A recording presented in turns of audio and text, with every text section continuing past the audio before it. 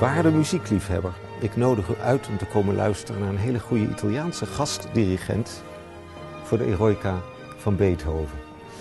Vroeger was er een dirigent die bij het eerste deel witte handschoenen aandeed vanwege zijn vitaliteit en zijn heroïek.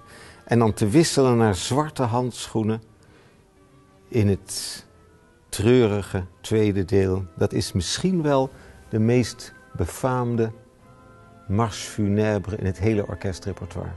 Maar iedereen van u die het stuk kent, gaat sowieso. En iedereen die het nog niet kent, als u behoefte heeft aan een boost, u echt helemaal on top of everything wil voelen, het eerste deel van de Eroica zorgt daar zeker voor.